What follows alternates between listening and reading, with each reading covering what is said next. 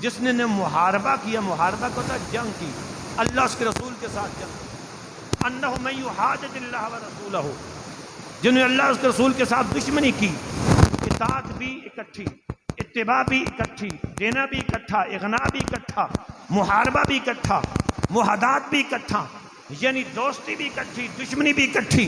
क्यों इकट्ठा रखा है? ये बताने के लिए कि लोगों, जिसने इताअत की मेरे हबीब की, उसने मेरी इताअत की, और जिसने दुश्मनी रखी मेरे हबीब से, उसने मुझसे दुश्मनी रखी। जिसका मतलब ये था कि जिसने मेरे हबीब से मोहब्बत की, उसने हबीब पाक के साथ साथ मुझ रब से भी मोहब्बत की।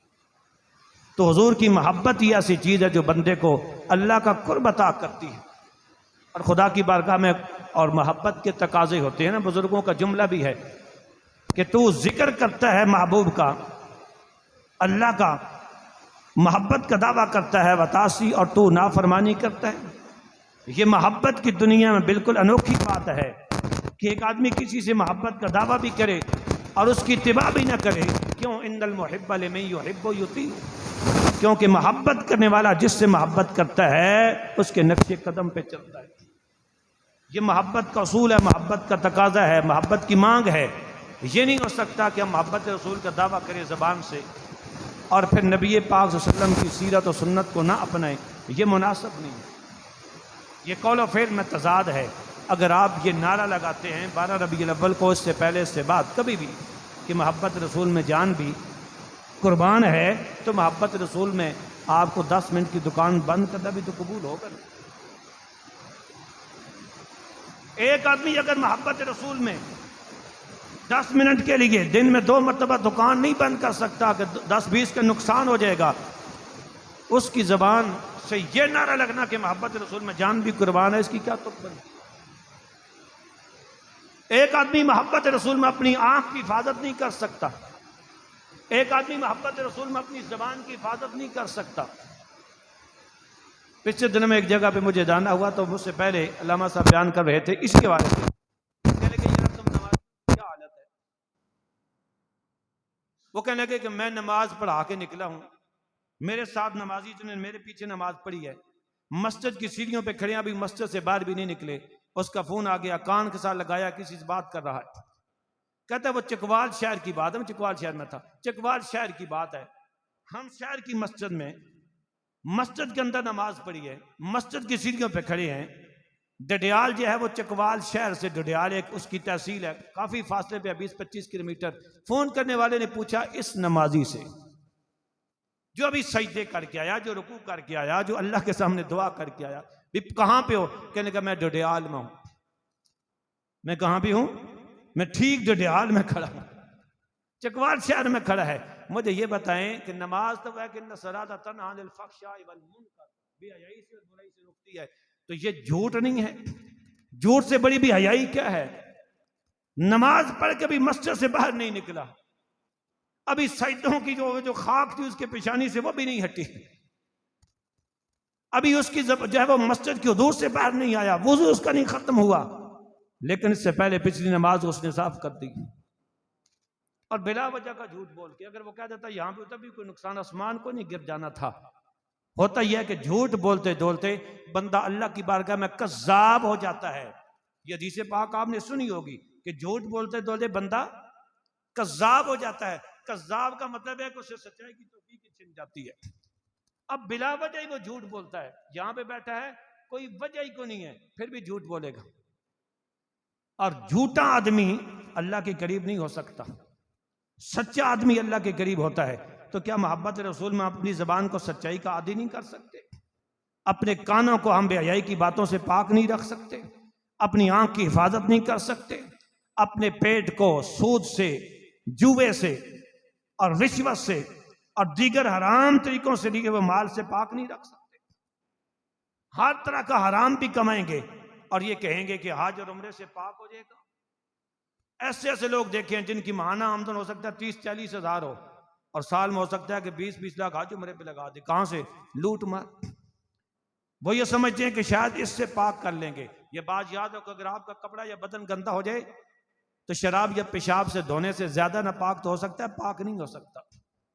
इसलिए अल्लाह के हबीब ने फरमाया कि अल्लाह की ज़ात तय्यब व ताहिर है और वो तैयब को ही कबूल करती है। वो 1 रुपया हो या आधा हो या 4 आने हो, अगर आपने इखलास के साथ दी हैं और हलाल माल है, वो अल्लाह की बारगाह में कबूल हो। वहां वजन नहीं किया जाता, वहां वजन आपकी पाकीज़गी का, आपके इखलास का है, कितना हलाल है, कितना इखलास मौजूद है, वो उस चीज़ का वजन होता है। तो गुजारिश ये है कि मेहरबानी करें आपके, हाँ मुझे ये बखूबी इल्म है कि यहाँ पे कुरान की तालीम बच्चों को अच्छे अंदाज में दी जाती है।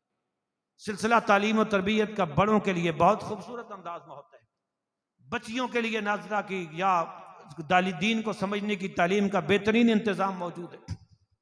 मैं यहाँ इसके अलावा भी आपकी मस्जिद में मैं कई बार यहाँ पे आया हूँ, ऐसे नमाज पढ़ी है, मैंने यहाँ की सूरत हाल देखी है।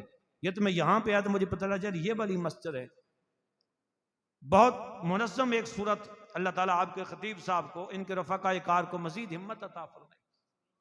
लेकिन ये क्या होगा, ये अल्लाह की नेमत हैं, वगरना 10-20 साल के बाद हम क्या करेंगे, या लैतनी या लैतनी या लैतनी। बस कोई 20 साल बाद, कोई 10 साल बाद, कोई 5 साल बाद, कोई घंटों बाद, कोई 40 साल बाद यही कुछ होगा। 50 साल बाद हमें कुछ जानता भी ना हो, हम क्या होंगे, सारे कब्रों में पड़े होंगे, क्या कहेंगे, या लेता है काश कि मैंने अपने इमाम मस्जिद के कदमों में बैठ के कुछ सीख लिया होता, अमल कर लिया होता। और कुछ भी नहीं, ये पैसा नहीं होगा, ये साथ नहीं जाएगा, ये दौलत साथ नहीं जाएगी, ये औलाद साथ नहीं जाएगी, ये सारे कब्र तक जाएंगे, ये कब्र में रख के वापस आ जाएंगे। साथ कौन जाएगा, वही कुरान सिफारशी बन के, वही अमल सालेह अगर आप करेंगे तो सिफारशी बन के आपकी कब्र के अंदर आपको राहतें देने के लिए होगा।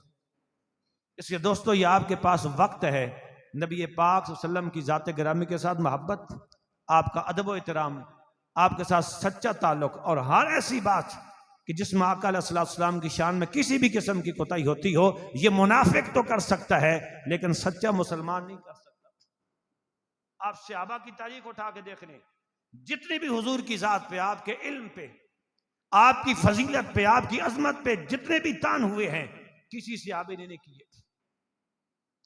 सारे के सारे करने वाले कौन थे, या मुशरिक थे, या यहूदी थे, या ईसाई थे, या मुनाफिक थे। अज़मत मुस्तफ़ा पर किसी सहाबी ने कभी बात की हो नहीं। सहाबा तो वो थे कि हुजूर का थूक मुबारक भी हाथों पे उठा के अपने चेहरों पे मलते थे। इतनी इज्जत और ताज़ीम, हुजूर के नाखने पाक को संभाल के रखा करते थे, हुजूर के लिबास पाक को संभाल के रखते थे कि हम कब्र में जाएंगे हमारा कफन बनेगा। सहाबा तो वो इज्जत और ताज़ीम करने वाले थे। ये बात खत्म करता हूँ। एक दफा एक साहब कहने लगे कि हमें क्या पता चलेगा कि सच्चा कौन तो झूठा कौन। भाई फलां भी कहता है मैं सच्चा हूं, वो भी कुरान पढ़ता है, हदीस पढ़ता है, फर पढ़ता है। फलां कहता है मैं सच्चा हूं, वो भी पढ़ता है, आप भी पढ़ते हो। हमें क्या पता चलेगा सच्चा कौन झूठा कौन। मैंने कहा हदीस पाक में तो आता है माँ अना अली के बाद सहाबी, सच्चा वो होगा जो मेरे और सहाबा के रास्ते पे होगा। वो भी यही कहते हैं कि हम सहाबा के रास्ते पे हैं, वो भी ये कहते हैं हम सहाबा के रास्ते पे हैं, फलां भी यही कहते हैं हम सहाबा के, और आप भी कहते हो हम सहाबा के रास्ते पे हैं।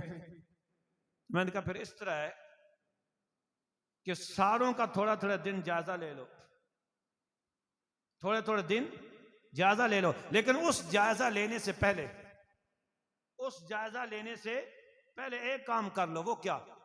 मैंने कहा सीरत हदीस की किताबों में से सहाबा हुजूर के साथ जो ताल्लुक था उनका अदब व एहतराम का, वो वाली हदीसें इकट्ठी कर लो कि हुजूर अपना नाक मुबारक भी फेंके तो सही हदीस में सहाबा के हाथों पे, हुजूर अपना थूक मुबारक भी फेंके तो सहाबा के हाथों पे, हुजूर बाल मुबारक भी तरछुएं तो सहाबा के संभाल के रखे।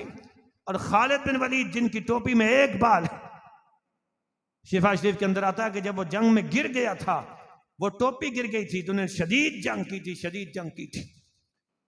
और ऐसी बाज औकात जो ना जंग में ऐसा फेल भी कर दिया था, सहाबा ने ताज्जुब किया, कहने के खालिद इतनी अजीम जंगजू और इतनी नादानी के काम कर रहे थे, अगर काफिर कत्ल कर देते। फरमाया ये नादानी के काम जो मैं कर रहा था ना, ये किसी और मकसद के लिए नहीं, एक टोपी के लिए। कहने के अरे खुदा के बंदे, एक टोपी के लिए ऐसा काम कर रहे थे कि जिससे जान जा सकती थी। फरमाया वो टोपी नहीं थी, उसके अंदर मेरे आका का एक बाल मुबारक था। मैं उस बाल मुबारक के लिए कि किसी काफिर के नापाक हाथ में मेरे आका के जिस्म से अलग होने वाला बाल भी न लग जाए, मैंने जंग की है।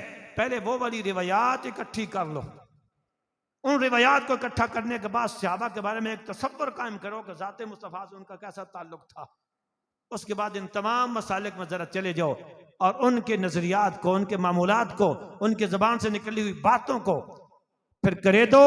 फिर तुम देखो कि इनमें से कौन है कि जिसके पास सहाबा की वो मोहब्बत व अकीदत की रोशनी मौजूद है। अल्लाह की कसम, तुम्हें यह देखने के बाद सहाबा का हुजूर के साथ जो मोहब्बत अदब व एहतराम का ताल्लुक था, उसको देखने के बाद अगर तुम एक दूसरे तीसरे मसले को टटोलोगे तो खुदा की इज्जत की कसम तुम्हें आले सुन्नत में वही सूरत मिलेगी जो सहाबा के अंदर मौजूद थी। अमल में कोताहियां हो सकती हैं, लेकिन मोहब्बत अकीदत एतकाद में वही चीज आपको मिलेगी जो सहाबा का तर्ज अमल था, लेकिन उन लोगों के अंदर वो चीज नहीं मिलेगी। तो इसलिए गुजारिश यह है कि अकीदे की दुरुस्तगी ये अव्वलीन चीज है, ये नहीं है तो कुछ भी नहीं है। लेकिन उसके साथ साथ अमल में बहुत सी कमी है। नमाजों में सुस्ती होती है, ये बहुत ज़रूरी है। माल कमाने में सुस्ती होती है, ये हलाल तरीके से कमाना इसकी ज़रूरत है।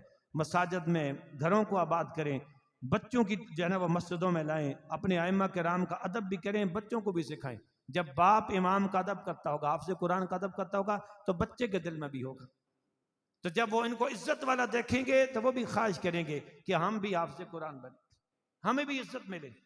अगर आप उनकी इज्जत नहीं करेंगे तो इसका मतलब यह कि आप आने वाली नस्लों को भी बर्बाद कर रहे हैं। जब वो देखेंगे दुनियादारों की इज्जत होती है और मुसल्ला और मिंबर पे बैठने वाले फर्द की इज्जत नहीं होती, तो इस चीज़ की तरफ नहीं आएंगे। तुम्हारी नस्लें फिर दीन से दूर होंगी।